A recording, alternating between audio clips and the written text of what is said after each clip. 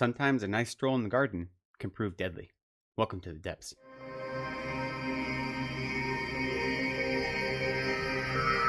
Hello, welcome back to Reading from the Depths. My name is Lecton. Thank you for spending some time with me.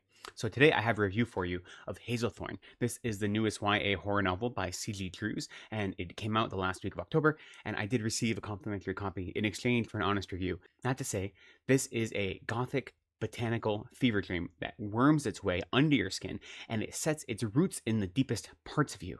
You know, I read C.G. Drews' previous novel, Don't Let the Forest In, and I loved that. It was lush and decadent and had a really interesting combination of atmosphere and setting and character. And I think she does the same thing again in this story. And the premise of the story is that we meet a young man named Evander who is 17, and for the last 7 years he has been living as a ward in this, Gothic mansion known as Hazelthorn, this sprawling estate. And both of his parents died, so he's living under the guardianship of this billionaire, this kind of, recluse billionaire. And part of the conditions of him living here is that he never leaves his suite or his room. And the reason, we're told, is because he has some medical conditions. He goes into fits. He has all these difficulties. So being on his own is dangerous. So he is never able to leave his room. His room is always locked. He's locked in one room or one suite of rooms for the last 7 years. And now this guardian's grandson, named Laurie, used to be Evander's best friend. But, Evander's earliest memory is of 7 years ago or so when Laurie tried to kill him. And that was the precipitating cause for many of these medical ailments and situations that he has that have caused him to be locked up. So he has this dark fascination with Laurie, who is always away at boarding school and is kind of, the black sheep of the family. Yet at the same time, he's never supposed to be alone with him. And the story starts with Evander realizing that the door to his room is unlocked.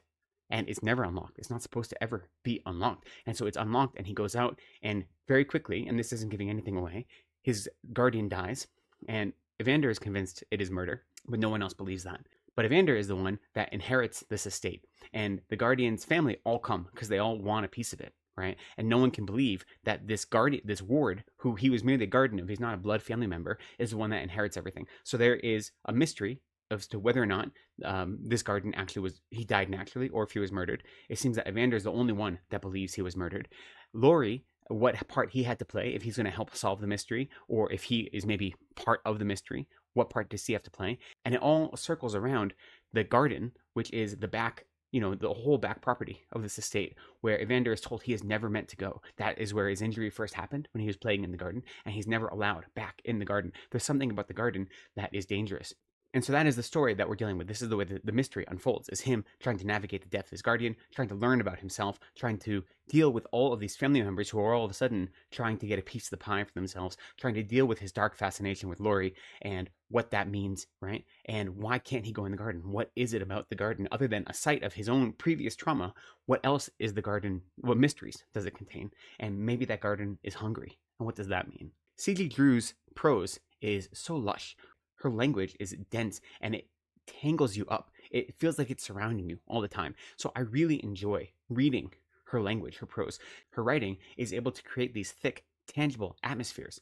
Her world building is exquisite. You feel like you're there. You can see and smell and taste and feel all of these things that she's describing for you.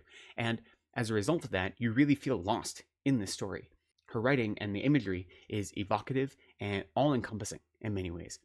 And that was true for Don't Let the Forest In, and it's equally true for Hazelthorn. It really envelops you. So the ability to really feel a sense of place and to feel, taken in by this world is one of the most appealing parts of her writing style. And it really brings you into the story, because then in that really complicated world that she's able to describe for you, she creates these characters that are relatable, they're vulnerable, they have their hearts on their sleeves, and you feel for them, but you also see them as reacting against the environment. So she pits her characters against the environment that they're found in, whether it be the environment of other people or whether it be the actual physical location.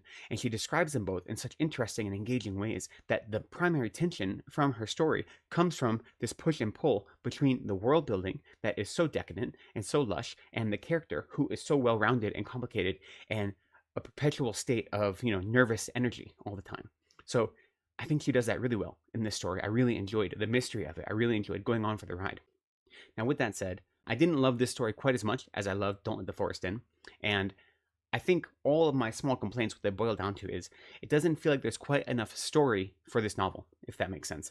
The story is, you know, the novel is a little over 300 pages long, and the first 75% of the novel is really set up. It's putting all the dominoes in place, and the story is really interior, and it has such lush, decadent, verdant language that it feels like stagnant almost, which is strange because there is so much growth, there is so much development, but there's not a lot happening for those first 75% of the novel. Now, once the back 25% happens, you are gripped in the tendrils of this novel and it pulls you along, kicking and screaming. You can dig your heels in all you want. It is not going, you're not going to stop, you're not going to hold it back.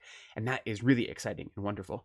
It just takes a long time to get there. And because the language is so dense, it can feel like you're getting lost in it. You know, I almost, you know, it pains me to say sometimes the language feels a little bit overgrown, even if I'm going to continue this metaphor, this botanical kind of metaphor that she clearly is playing into.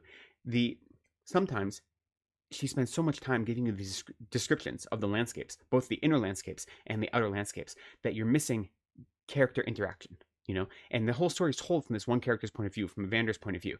And he is isolated. He doesn't know what's going on. He doesn't have like the resources or the skills to really navigate the situation because he is the, you know, necessarily an unreliable narrator because his whole life has been lived in isolation. So because of that, you are left in the dark. And I like that. I like the way that this storytelling modality reflects the character's emotional state. So I appreciate that, but it feels like it takes a long time for anything to happen. So what I would have liked to see in that first 75% of the story is just one or two other major obstacles or, you know, incidents that spark some sort of action or just more dialogue, more interaction, more engagement with other characters. Because it does feel isolating. It does feel like you're getting lost in the weeds a little bit without that really active engagement. You know, it feels like he is being pulled along towards something and he's not making any active decisions. And that's paralleled in the language, right? So there isn't a lot of active dialogue. It's him observing things. And so there's observation, not action. And so I would have liked more action to complement that.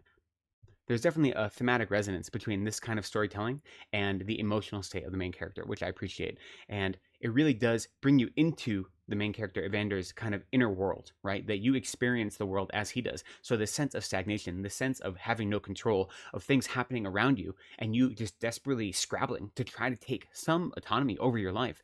You know, you feel that in a parallel way because the story itself leaves you like mired, like knee deep in swamp almost, right? Or with overgrowth.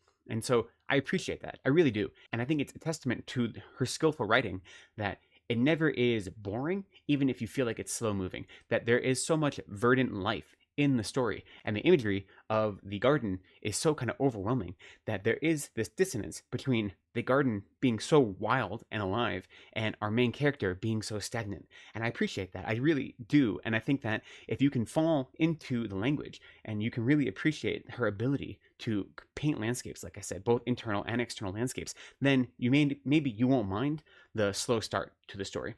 Because I think that it's not accidental. I just personally would have liked there to be a little more action and a little less observation in the first half of the story. Because the back half, and especially the last 25%, is all action.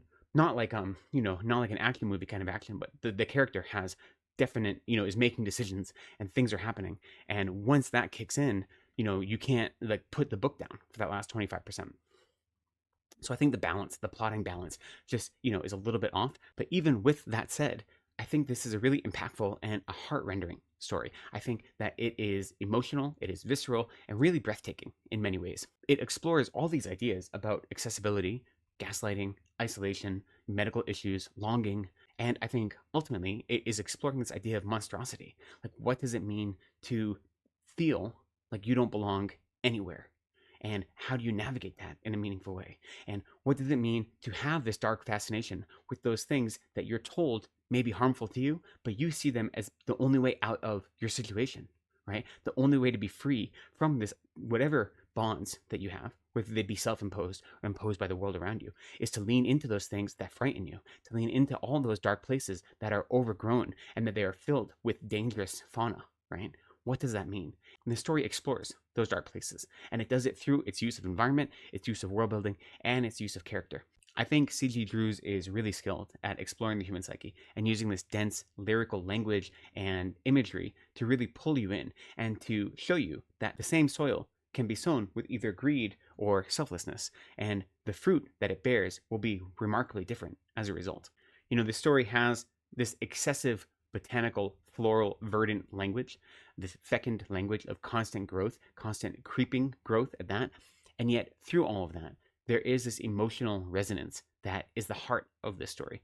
And it feels like it is really reaching out to the reader and speaking to them in a very immediate way. And for that, I'm really appreciative. So even though I had some problems with the plotting a little bit, I really enjoyed this novel. Just like I enjoyed Don't Let the Forest In. Maybe not quite as much as Don't Let the Forest In, to be honest, but I did really enjoy it. And on top of that, this is classified as a YA, Gothic YA horror, or however you may call it. And C.G. Drew's adult novel debut comes out next year in March. And I haven't read it yet, but I do have an advanced reader copy. And I'm even more excited to read that now that I've read this. So now, those are my thoughts. I think that's all I have to say. I really enjoyed this novel, even though it did suffer a little bit. But if you let yourself fall into the language, if you let yourself fall into the lyricism of this novel to get lost in it, I think there is a lot to explore, both in yourself and in the world she's created. So I'd love to hear your thoughts. I'd love to hear thoughts about if you've read this novel yet, if you've read Don't Let the Forest In, or any of C.G. Drew's other work, or, what are your thoughts on botanical horror in general? It seems like the last few years there's been a renaissance of botanical horror, so I'd love to hear your thoughts about that, as well as any comments, criticisms, or ideas down below in the comments. But for now, I'll say thank you for spending some time with me today. I appreciate you. Please be kind to yourselves, take care of each other, and go slowly.